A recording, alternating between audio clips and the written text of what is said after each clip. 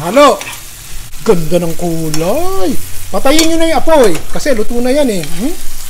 Look at this everybody. Tikman nyo. Wala pang keso yan eh. Yan. Oh, ito po ang hapunan ko. Simpleng-simple. Yan. Ay sus. Gutom na ako. Kaka-workout ko lang. Wala pa lang kakainin. Kalahati lang po ito nung box nung spaghetti. Ito, nakita nyo. Tapos, lagyan natin ng asin. Huwag nyo kalikutin. Cook it according to package instructions. Normally would take 10 minutes.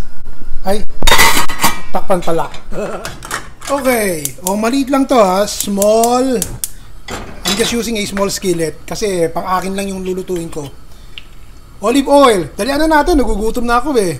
About 6 tablespoons of olive oil. O, painitin natin yan. O, tapos, lagay tayo ng sibuyas. Bawang.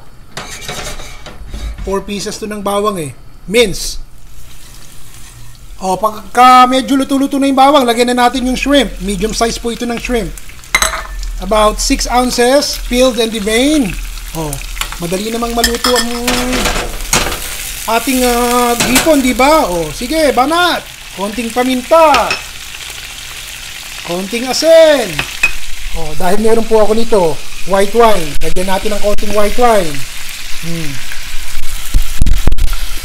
Oh, huwag niyong i-overcook yung inyong hipon.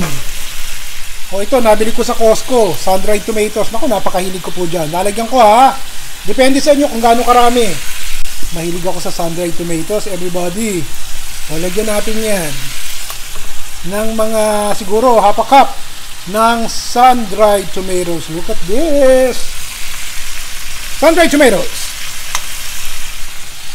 Teka nga, buhusan natin. Ayan. Huwag half a cup, 1 cup. Yun lang ang halo eh. Oh? Sige. Yan. May apoy-apoy pa. Eh, luto na yung hipon eh. Bago pa ma-overcook, lagyan na natin ng spinach. Oh, yan. Sige, press natin yung fresh spinach dun sa hipon. Dapat pala, malaki ang pinaglutuan ko. Ganyan lang, hanggang sa malanta na yung spinach. O, yun na yun. O, tignan nyo. After mga 30 seconds, lanta na yung spinach. Bago pa tuluyang malanta at patayin nyo yung apoy, ito gagawin nyo Lagyan nyo ng konting multi-purpose cream. Kalahati lang nito ang ginamit ko. Yan, kalahati yan. Halo! Ganda ng kulay. Patayin nyo na yung apoy. Kasi luto na yan eh. Look at this everybody. Tikman nyo. Wala pang keso yan eh. Oh, ito ilalagay ko. Madali lang naluto. Wala pang 10 minutes. Okay na. O, lagyan nyo ng kalahating cup ng Parmesan cheese. Yung nabibili lang sa grocery store na mura. O, yan. O, tingnan nyo nga. Oh, ito po ang hapunan ko. Simpleng-simple. Spinach, sun-dried tomato, shrimp, and a lot of Parmesan cheese. Yan. Halo ng konti. Look at this, everybody. Napaka-creamy. Oh. Sarap. Pagkatapos, ito yung inyong spaghetti. Luto na yan eh. Oh, lalagay natin dito ha.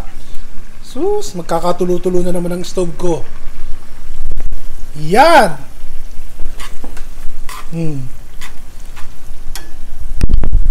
O, lagyan nyo yung lahat yung spaghetti na niluto nyo. Kalahating box lang naman yun eh. Look at this everyone. O, total cooking time lahat kasama na yung ating pasta. 10 minutes. Simpleng-simple. Italian tayo tonight. Mamadali ako, gutom na ako. Yung bang parang masusuka ka na sa sobrang gutom. Nag-workout po kasi ako. So, parang gutom ako. Ito na. Carbohydrates, protein, vegetables, and whatnot. Tapos ang laban. Oh, todo na natin. Ano ba yan? Parang ito good for 4. Magiging good for 1. Ganun ako kagutom. Tikman nga natin. Init eh. Pero masarap, tignan nyo nga, ang daming kulay, green and red and orange and white. Oh, look at this everybody. Oh, Nandiyan pa kayo? Tapos na!